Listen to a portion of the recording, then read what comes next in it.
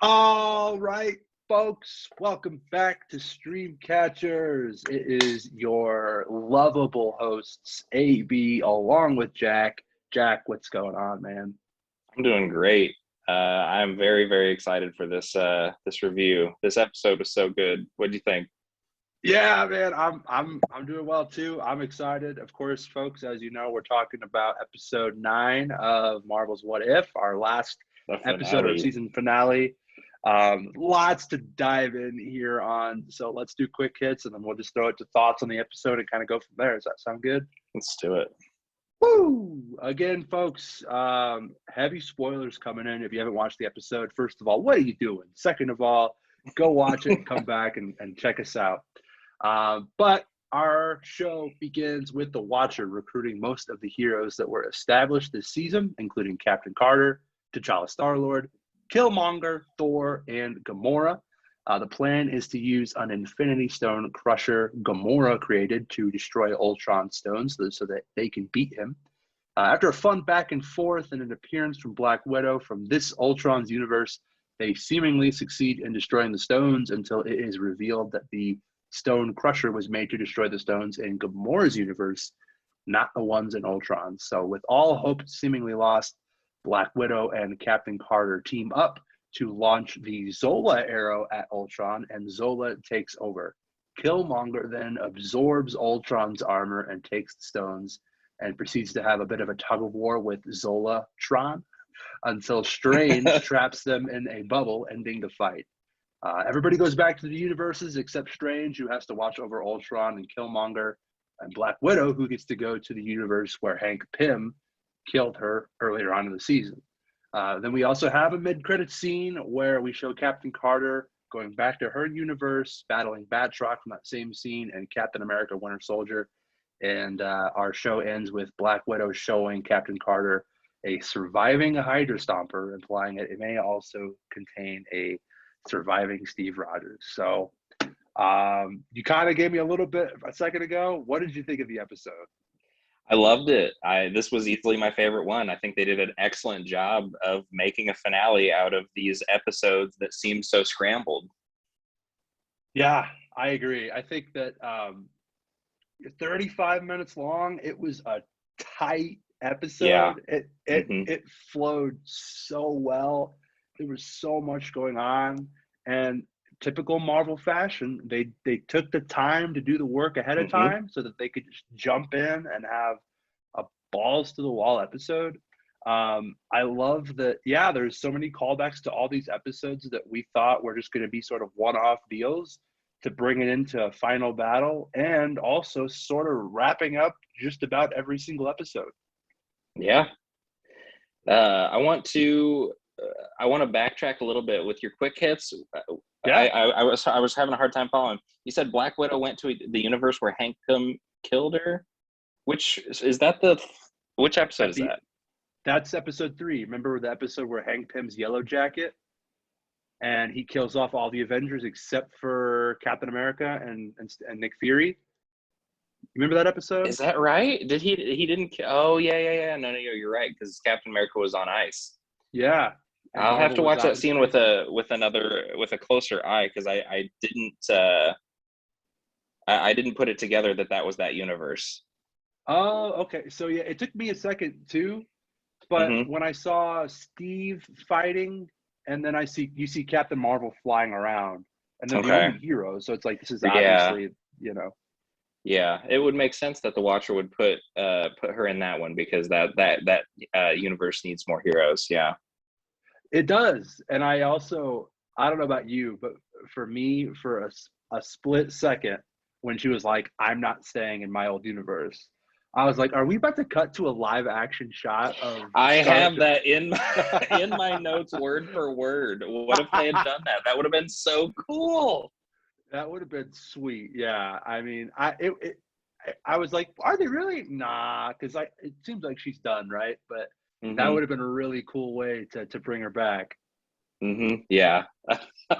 That's so funny that you had that exact same idea because that would have been I mean that yeah. I don't consider it a missed opportunity because I do think what they did was great, but Yeah. that would have just like That would have, I mean, that would have blown up the internet. That would have, I mean, that would have Oh, put What If on the map. That would have gotten so many people interested. That would have, yeah, that would have been super, super cool. it would have been a nice touch. Although I guess now that I think about it, she would have voiced her the whole time, I'm sure, if they were going to Right, do something like that. But still, right. it was cool, and I think that it seems like they're trying to keep everything in this world, or these worlds, contained to the show.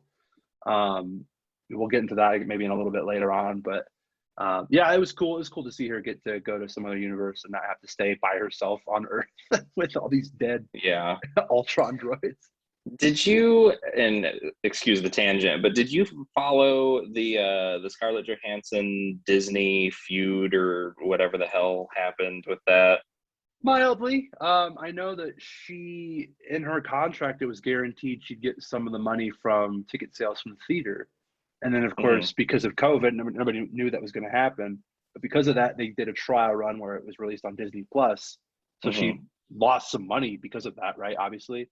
And so she sued Disney because of that. But I think recently they settled out of court, and she's getting a sum of money for it, and everything should be fine now. Do you? I wonder if there's bad blood there. I wonder if we'll never see Scarlett Johansson interact with the MCU anymore. Like, I don't know if that's the case, but like, you know, something like that happens. They've already got her killed off in the MCU. She's not voiced by Scarlett Johansson in the animated stuff. Yeah. I mean, you never. I mean, money talks. Never say never, right? I'm sure if like the right Yeah, thing came, I'm sure the same. You could say the same for Downey Jr. and Chris Evans. Like, if the right for thing comes sure. along, like, I'm Hmm. sure she would consider it. I've always kind of just assumed she was done. She said it multiple times. Her character got a perfect arc. She even got her own Yeah. movie. I don't. I think Florence Pugh is going to be great as her sort of replacement ish. Mhm. I just don't see her coming back personally. But again, you never know. Never say never with this stuff, right? Yeah, for sure. For I'd sure. love it. Yeah, I know. Me too. All right. Well, you want to go back to the top of the episodes, talk about some scenes. Sure. I mean, I had a gripe at first, and then of course, after the fact, the head writer came out and said that there was supposed to be a Gamora episode, Yep. and which is so there was originally supposed to be 10 episodes, which is why earlier on, that we had that whole thing where I kept saying there's going to be Hmm. 10, there's going to be 10, and you're like, no, there's Yeah. 9. Well, there was supposed to be 10, so I feel a little Huh. bit vindicated on that Okay. front, personally. What a bummer that they took it out, because I mean that's my biggest gripe with this episode too, is that it felt like we missed an opportunity for a cool setup. Like, even that, like, what was it, like a 45-second scene where the Watcher comes down and selects Gamora, and Tony's in a Hulkbuster-esque suit, and they're either destroying or forging an Infinity Gauntlet. Like, Yeah, that was my whole thing. I was like, how are you going to show Gamora and Tony Stark on Nidavellir with a gauntlet being dropped into lava and be like, it's believe us? I was like, no, what is that? No, we want this episode. I need to know. yeah, And yeah, apparently it's coming in season 2. So really. Oh, yeah, okay, all right. Well, they're just pushing it back. okay, cool. So Well, yeah, but speaking of that, season two, don't you think they're? I mean, they've got to do more Captain Carter stuff too with the post credits thing. I think I saw for sure that she is going to be back, and she's going to sort of be the thread that connects this season to that season. And Okay. yeah, that mid credit scene all but confirms it, right? I mean, I want to see what happens. Is Steve still alive, or what's going on there? And if he is, how so? Is he? Did he Is he an get put old on ice man? anyway? Or that would be Yeah, hilarious. like, It's just, has he been frozen? Like, what I actually, and I know we're kind of skipping ahead, but what I put in no. my notes about my prediction for what'll happen in season two with that Steve, I think Okay. that they're setting Steve up to be somewhat of a Winter Soldier. I think that's the role he's gonna fill. I think they're gonna open it up and he's gonna be some sort of Hydra possessed monster. Ooh, see, we had both kind of thought that might be the case in the first episode when they did the Yeah, train scene. yeah. So you think he's going to be like jacked up and look like he does in the normal universe, or is it just going to be Um, still be I frail don't little Steve? know. I don't know. I think he'll be, because I don't think they will have given him like a super soldier serum. But What if he's the Winter Soldier? He would have. That's because I guess Bucky that's is the Winter true. That's Soldier. true. Yeah. I don't think that he will be buff. I think that he will be normal sized, or Carly his version Morgenthau of it, style. exactly. Yeah. Yeah. Small, but strong. All right, that's a fun theory. I hadn't even really thought of a theory myself, so I'm glad you had something ready to go. That That'd would be be my fun. guess. That'd be my guess. Do you think they start season 2 off with that Captain Carter Yeah, why again? not? Yeah, I think just to get it going, just to start things on a high note. Yeah, Hell absolutely. yeah, yeah. That was fun. I'm glad that they did that. I'm glad that they gave us a little bit of a tease in the next season, and Hmm. I thought it was also a nice touch that Captain Carter's suit was resembling Steve's suit in Winter Soldier with like the silver Yeah, logo, and yeah, that was pretty I fun. loved. Well, Winter Soldier is one of my favorite MCU movies. So to Same. see so many things echoed with Captain Carter in this episode, I Yep. mean, it's so good. They did such a Yep. good job on. I love that she's best friends with Natasha, Yep. just like Steve was. It's so good. They did so good on that stuff. They really did. Throwing back Batroc, so it was cool to see him back in there Hmm. again. Although he didn't look like him at No, all. not at all. I thought So that I'm was weird. wondering They if that had was George a. St. Pierre voice him, but he looked so wrong. Oh, did they? Because I was going to speculate if Yeah. GSP didn't consent to have his image or something like that. Oh, if But if so, he that'd be voiced really it, I'm weird because he sure. voiced him. Yeah. Yeah. Okay. I didn't catch that he was in this. Okay, that's funny. Hmm. Yeah, that was fun. That was a lot of fun. Yep. Well, who do you? I have my idea on this, but who would you say is the MVP of this episode? I'm so glad you asked. Ha! I so I thought about this earlier, and I think it's Widow. I think it's Widow from, yeah, she survived the apocalypse. Wow. She has all of the trauma. She persevered. She headed a new team. She took down Ultron, and now she's gonna be in a different universe. Wrangling a different team of Avengers. I think it's Widow. What do you Wow. think? Okay. What's your take? I mean, that's a fair take. I think that's a Hmm. good MVP. She did play a really big part in this, and God, it makes me just love that character even more. She got a lot of shine throughout the whole season too, just in Yeah. different universes. Because even that one where Hank Pym kills off all the Avengers, she was a big part in that until she ultimately died too. She was So kind of the main character of that episode. yeah, so she actually got a lot of love in this show altogether. So I don't think I won't say you're wrong by any means. My MVP for this episode was Strange. Um, I would say, yeah, that would have been my runner-up. Strange was I mean, great. he, Ultron has that huge blast that he throws in, and Strange just eats it. Hmm. And he Hmm. still has the tentacle. Like he's almost a match for Ultron one on one, Hmm. and is ultimately the one that saves the day and captures both Ultron and Killmonger. I thought he was one of the best parts, and I think that I saw a rumor that he's definitely going to pop up in Multiverse of Madness. So what I really love, and so he's not evil. I think Right. that's a super important thing to note is that he's not evil. He's super, super crazy, supremely powerful. And Yeah. he's learned his lesson, I think, Yeah. by living in this isolated, barren universe with nothing to do. I think he's learned his lesson, and I think it'd be really, really cool to see him in Multiverse of Madness. Just pop up and maybe have a little one-on-one with Scarlet Witch or something, or who knows, or like Hmm. a little interaction with regular Strange, or who knows? Yeah. Every time we talk about the new Spider-Man movie, Kimmy thinks that the Strange from New Spider-Man is Strange Supreme, and that's why he's willing to mess with the timeline so much. Oh my God, what a theory. Okay. Ooh, I like that. Yeah, I think That's a that's pretty fun theory. spicy. I know. That does spicy meatball. Yeah, we talk about that way more Okay. often than we should. Hell yeah. Tell her I said that's a great theory. Hell yeah. Hmm. Yeah, well, All right. What do you have? What other things did you want to talk about? let's see. Let's talk about some criticisms because I think this episode hit the nail on the head. But I wanted to Mm, share with you and the audience a part of an IGN review that I read. I'll just go ahead and read it to you. Sweet. There are moments where the What If season finale works both on its own merits and as a season capper, but it ultimately misses the mark. What If's first season concludes with a multiversal last stand that, despite infinite possibilities, relies too heavily on flashy action to satisfyingly conclude the story. The Watcher's solution to the Ultron problem is frustratingly inconsistent, and his chosen Avengers are too hastily assembled to care about them as a unit. I read that first thing this morning, and I'm just wondering if they watched the same show that I did, because No kidding. I don't see it at all.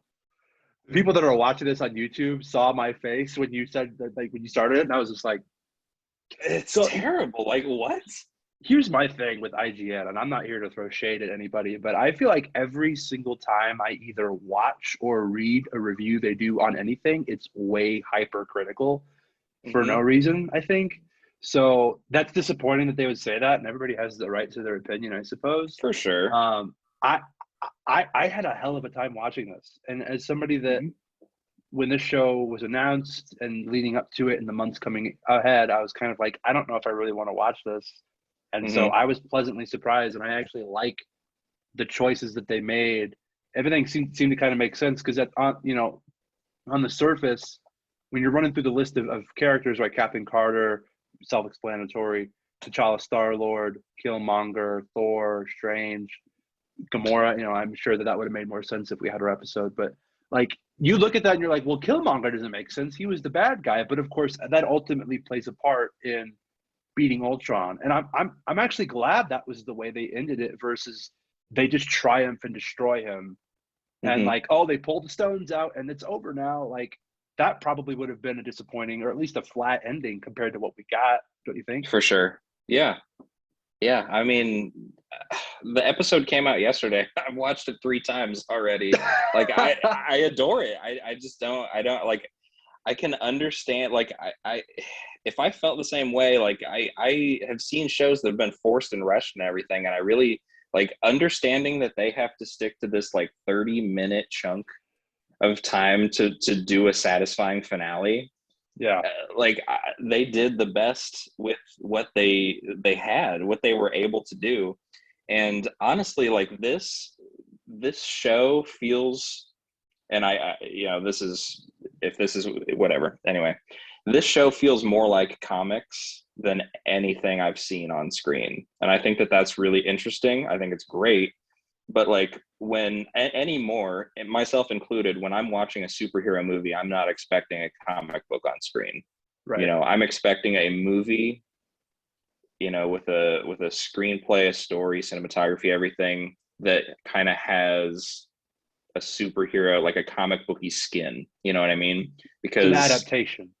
Right, exactly. Because the ones that are more direct, the Scott Pilgrims, the Sin City, the Spawns, the Blade to a lesser degree, those things don't come across as well to a wide audience. Whereas the MCU movies, I mean, they steamroll the box office. It appeals to everybody. Yeah.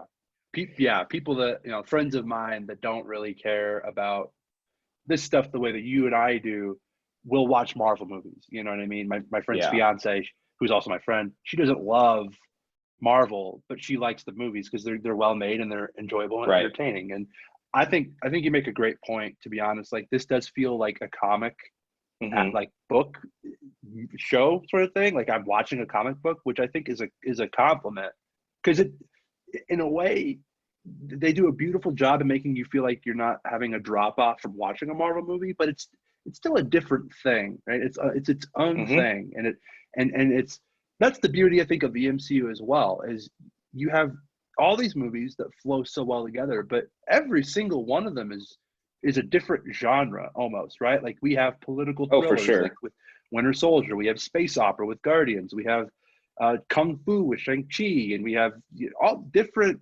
genres all throughout the MCU. And so this is sort of like the same thing, where you get to see recreations from the movies, but you also get this just like fun, over the top, and really deeper show because of the ability to do things like have all these characters pop up without having to have these big name actors, or even some of these episodes that none of them even say anything. They're just there. You know what I mean? Right. Like Yandu and the Thor episode and so on and so forth. So I can't say enough about this show, and especially this episode. I thought it was great for what it is. It's a lot of fun.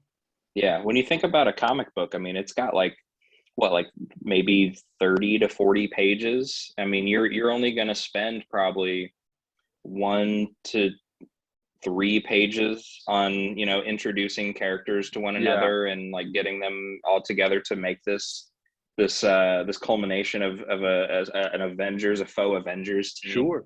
You know, they're not gonna take up your time, you know, showing how they meet, exchanging their stories. It's just they're together, they're all on the same page, and they accept the mission so that you can get to it. So you, the audience, can enjoy the show, you know? Right. Well, and outside of the watcher, literally everybody in the show has been introduced already in a movie. They already have depth. Yeah. We know Doctor Strange. We know Thor. Right. We know Black Widow. We don't, you know, just because you're giving us a different perspective on a Sharon Carter and a T'Challa doesn't mean that they don't already have established backstories that we're familiar with, so that you can just jump in and say, all right, we're off to the races. This didn't need to be an hour-long episode every week. This was exactly what it needed to be. Yeah, and when you read oh, shade. when you read an Avengers comic book or an X-Men or X-Force, Guardians of the Galaxy, a team up comic book, you know, you're kind of expected to already know the characters. I know in the classic, the 60s and 70s comic books, they would put, you know, the character portraits right under it would say like 25 cents or whatever it is, and then have all the characters, and it's like, oh, if you don't know that one, maybe you can check out his book or her book before you pick up this one. Yeah, I mean, actually, I'm reading Infinity Gauntlet right now, matter of fact, and great one. They don't waste time. They're not like, here's Doctor Strange. Here's Doctor Strange, everyone. Here's Mephisto, right? Like this here they are. Like, let's go. It's not like, so I'm with you on that. I don't know. For me, to take it back to, you know, IGN, it just feels like they try to be critical to be critical. I don't know why. There's just something about. Do you think it's attention seeking? Because if they say something controversial, or, you know, people read it, people share it, I don't know. Just a theory. I think there's something to be said about like clickbaity stuff. But I think that there's also like this contrarian movement. Not movement's probably not the right word, but this idea of being contrarian to like what everyone else likes makes you unique. But it's like, sure, if it makes sense, if it's real, if it's genuine, but if you do that for everything, I don't like, I'm just going to stop consuming your content. Exactly. Yeah. So it is what it is. I do have one gripe. Okay, what do you got? Not necessarily with this episode. I guess if you know, we want to talk about the season as a whole, and it isn't even really a gripe with this. It's probably more of a gripe with Loki than anything. Where the hell is the TVA, man? Like, what? I don't understand. We were told there is one timeline. We were told that and there's the episode where all the Lokis in the void. You've got 30 different guys in there, and there's Kid Loki, and there's Old Loki, and there's Black Loki. There's Lokis for days, and all of them are there because they did something that wasn't supposed to happen, right? So they're in the void now. Why is Sharon Carter not in the void? Why is T'Challa not in the void? Why is Strange not in the void? Like, I don't know. Do you think every universe has their own TVA, and there's a sacred timeline for each universe? Like, it would have to be. That's the only way I can fix it. But even then, they interact with different universes. So, what does the Watcher got a TVA behind him? Well, this is what I'm saying, because like all of those Lokis, like, you can't tell me that Tom Hiddleston and that Black Loki, you can't tell me those guys are from the same world. Like, that doesn't make any sense. That's definitely from a different universe, right? So it's like, true. Oh yeah. Obviously, there's a multiverse. I don't know. So it's either the TVA is just lying, which is fair, and that's fine.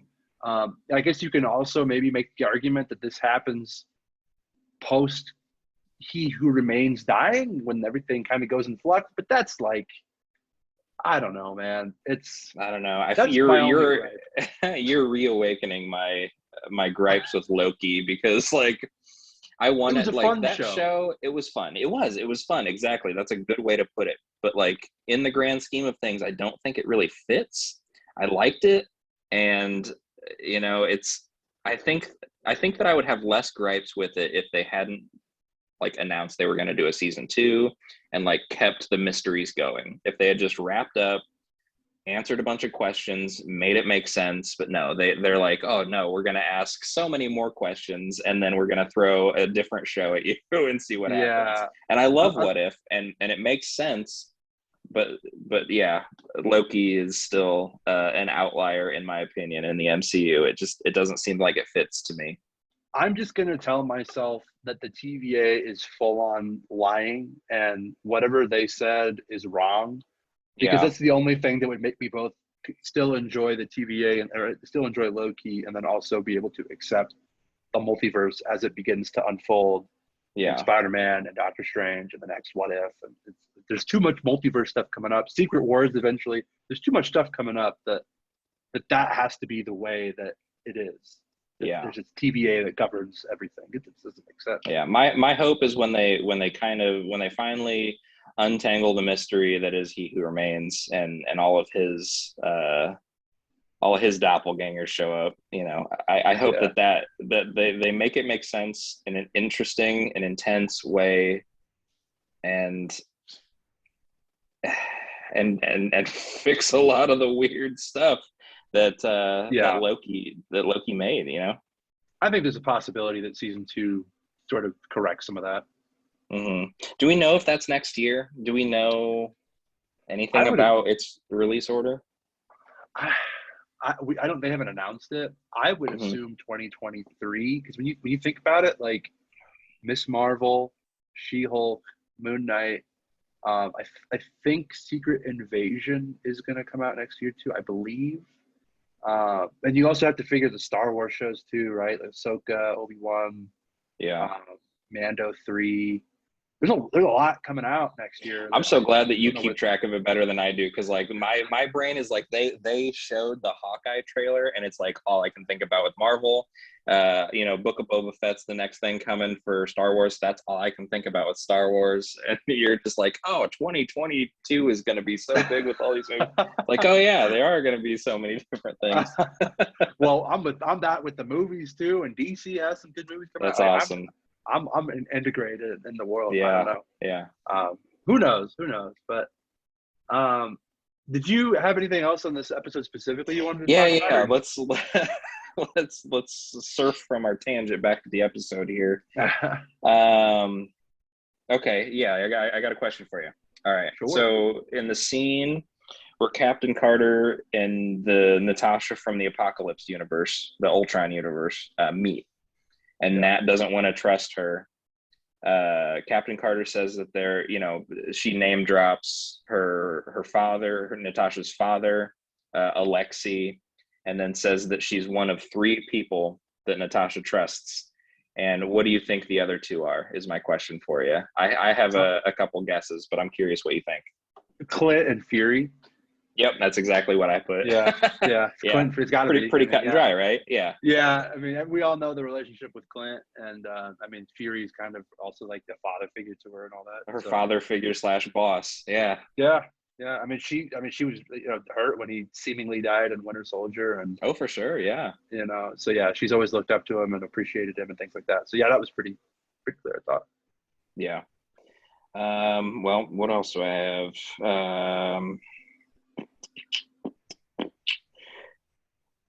Strange Supreme's new job to watch the power struggle between Killmonger and Zola Ultron. That scene, he says, before the Watcher leaves, Strange Supreme says, "What are friends for?" And I'm hoping that's his opportunity to get the hell out of there, because I want to see more Strange Supreme so bad in everything. Yeah. I'm such a Strange Supreme fan now. I'm glad that you're on this Doctor Strange bandwagon with me. Yeah. I love your theory that he's going to be in Peter Parker. It's almost or in Peter Parker in Spider-Man. It's almost like a Yeah. you know that movie Peter Parker, No Way Home. It's almost like a too good to be true type of thing, sort of. So we'll Yeah. see if that is the case. But I'm pretty sure that he's going to be in Multiverse of Madness, at least if not in a scene. I mean, if you're going to do a multiverse movie and it's based on Doctor Strange, and you had Benedict Cumberbatch actually voice him, I don't see why you wouldn't at least hint at it, right? Yeah. At least have him pop up for a I quick think spot. that I think a post-credits scene with Strange Supreme in live action would be perfect. That would be pretty sweet. Yeah, the tentacles and all that. That'd be pretty awesome. Yeah, yeah. Oh yeah, man. Do you have anything else in your notes? I feel like I'm just scanning mine now, but I have a few things. Not necessarily on this episode itself, but more of the season as a whole. So it sounds like this was your favorite episode by far of the yes, whole season. absolutely. I think that's fair. If I was going to pick Do you another agree? one after, I would say so because it was just so well done, so tight. I mean, you could pretty much watch it by itself if you really wanted to. Whereas with the other ones, I probably would want to just keep watching the show. Yeah. If I had to pick one outside of it, gosh, I don't know. I might say I still really enjoyed the zombies one. I thought that was a lot of fun. I would go Thor the one. I would go T'Challa Star-Lord. Or Still, Thor. wow, The Thor that one one was really sweet. T'Challa Star-Lord really stuck with you through the whole thing. That's awesome. I really liked it. Yeah. And so we kind of touched on it a little bit earlier. What expectations do you have for season 2, if any? Well, the things basically just the stuff we've already talked about. The Steve coming out of the Hydra Stomper. Obviously more Watcher narrative. I think that if Strange Supreme doesn't come back in the time, like in the MCU between now and when season 2 picks up, he'll definitely be a part of that. Yeah. I think I expect another team up of ragtag, alternate heroes. Guardians of the Multiverse. Yeah, another Guardians of the Multiverse type thing. But like my only basis for saying that is because based on how much I liked this episode, and also what the kind of the formula that Mandalorian follows, right? Because they kind of introduced a bunch of characters in season 1 and then had a team up with them. Then in season 2 they introduced more characters and had a team up with them at the end of season 2. And it just that type of formula works super well in these stories. So I say stick with what works. Right. And I mean, it's Marvel, so like all of their big movies and then a team up, right? Avengers, right? So It would only make sense for that to be the case. I agree. I think obviously we're going to get a continuation of the Captain Carter story. We know that they're going to do that Gamora, so maybe she'll pop back up as part of the team, which I really want to see how that episode plays out. I saw like a theory on it, or like a synopsis that someone had seen or talked with somebody with the show, and just it sounds like it would be really interesting. So that would be great. They did say that they're going to include more Phase 4 stuff. Okay. So you can obviously assume Shang-Chi. You could obviously assume Eternals. Maybe Sam Wilson's Captain America. Maybe some Scarlet Witch. Maybe some more Black Widow, right? Maybe some Yelena Belova and some Alexei and all that. So I'm looking forward to seeing some Phase 4 stuff in there. How about a villain? If you had to pick a villain, another villain that's great enough for a multiversal team up, what would you do? That's tough, man. I know, right? Zombie Thanos, maybe. Ooh, oh, that would be a good callback too. That would be a fun I like one. that. If they don't do a second episode of zombies and do that would be a fun. They probably will. That's another thing we didn't talk about. They'll probably do another zombies one because that was outlandishly successful and talked about. Yeah. So I think we could expect that as well. Another villain that might be a little out of left field that I think would be a lot of fun. I don't know how they would really beef him up the way they did Ultron, but a Red Skull sort of thing where he like brings Hydra back or Ooh, something, and that would be we just cool. haven't had enough Red Skull in the MCU. So Red Skull would be pretty dangerous with a set of stones, huh? yeah, man. I mean, we know he's got the Tesseract, or had the Tesseract, and we know he guards the Mm-hmm. Soul Stone, so that could Mm-hmm. be fun. I can't think of anybody. I mean, maybe another deranged Hank Pym. Ooh, yeah. Deranged Hank Pym should make a team. Should make his own, Sinister Six or something, so that Ah, they could do yeah. Wouldn't that what be if cool? that was the battle? What if it was the Sinister Yeah, Six? Oh my God, yeah. they're gonna be in How cool Phase would Four, that be? so oh my Yeah, God, that'd be awesome. yeah. Do you think that enough stuff will come out that they'll be able to do mutants and or Fantastic Four in season 2 of What If? I guess it depends on when it comes out. Yeah. Why not though, right? Like, what if that's the way that they sort of introduce them, and at Mm-hmm. least like a quick thing, you could do a Wolverine or a Professor X or Yeah, I mean, shoot, they with season 1 they basically introduced the multiverse. I guess Loki did really. yeah. But But they I'm sure they're going to save those for those. I mean, we don't even know when Fantastic Four comes out. yeah. I would assume 2023 personally, maybe 24, but who knows when we're going to get X-Men stuff. Unfortunately, that's high on my Yeah. wish list, but I would that would be a lot of fun. That would be sweet. Mhm. Yeah, what if? Okay, here's a what if for you. No pun intended. So this first season, focused on assembling heroes. What if season 2 focuses on assembling villains? What if somebody is in tune with the multiverse and assembles all of the villains that live through their stories to to fight the Watcher or something like that? That'd be kind of Like cool. like an actual like a still evil Loki, and he gets like Yeah. a Hela or I don't know. You could bring Killmonger back, and the excuse to bring him back would be sweet. You could Mm-hmm. bring back Red Skull. You could bring back. Gosh, you could. There's a whole lot that you could do. You could even do Yellow Jacket again, and Mm-hmm. that would be a lot of fun. Yeah, bringing together that. What also would be a lot of fun would be a Dark Avengers Thunderbolts. I know we're kind of teasing Ooh, that in yeah. live action, but seeing Yeah. that in the animation too would be pretty sweet.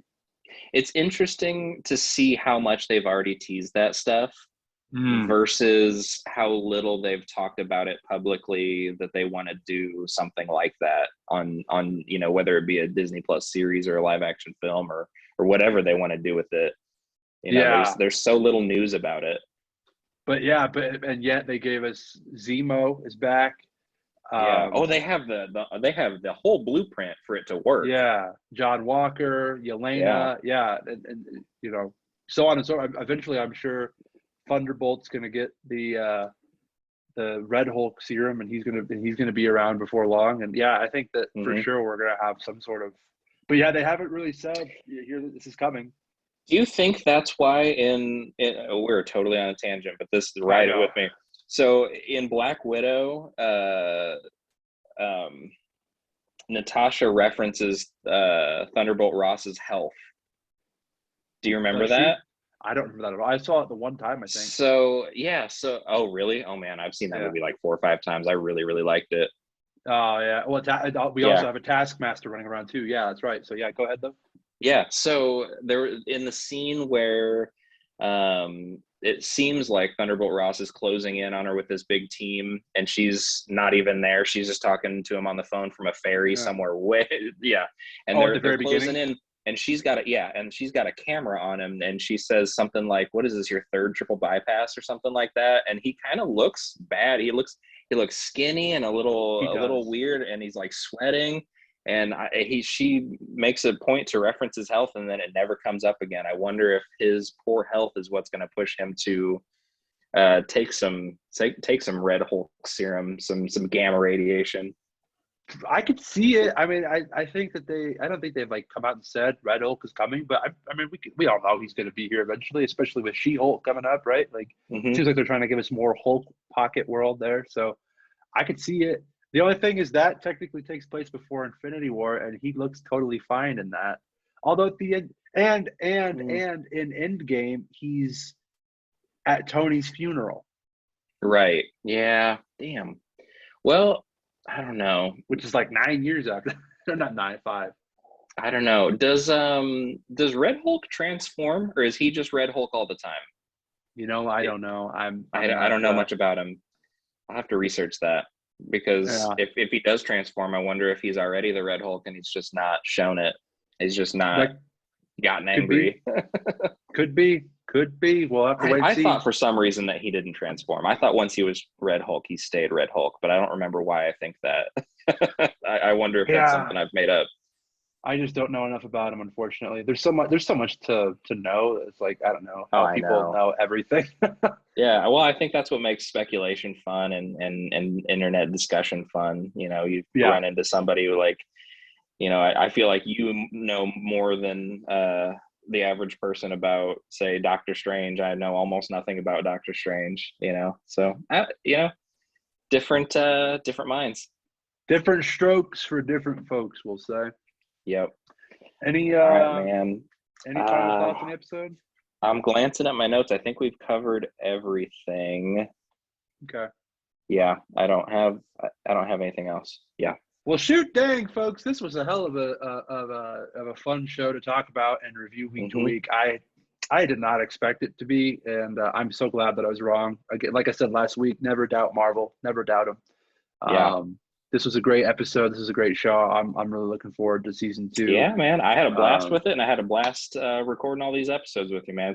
It's been a true pleasure. One of the highlights of my week. Oh yeah, man. Same to me. For our loyal listeners, obviously this is the last episode to review up until November 24th when Hawkeye comes out. So we've got about 6 weeks of content to try to figure out what we're going to talk about. So we got a few things in the works, but hopefully we'll have some looser episodes and some more free-flowing discussions about just whatever's going on. Probably similar to this episode where we're just kind of talking about whatever. Yeah, so look out for they're that. definitely going to be a little less prepared, a little lower key. We'll have some casual weeks in between now and Hawkeye, but we're very excited to record them. So yeah, we're excited. We'll throw in some Star Wars stuff too. We haven't had that since Bad Batch. So hell yeah, I miss Star Wars. Me too. So we'll come up with some fun stuff for you guys. We have some ideas in the works, but we'll just have to let you find out when we put it out there. So until then, folks, as always, thank you so much for checking us out and spending a little bit of time with us, a little bit more time than normal today. You could have been doing anything, so we appreciate you so much. If you wouldn't mind leaving us a 5-star review on iTunes, it helps us out a lot. If you're checking us out on the YouTube, if you could leave us a comment, maybe hit us a like, maybe subscribe to the channel so you know when our content's coming out. That'd be splendid. But until next time, folks, just keep on keeping on. Yeah. We love you. We'll catch you later.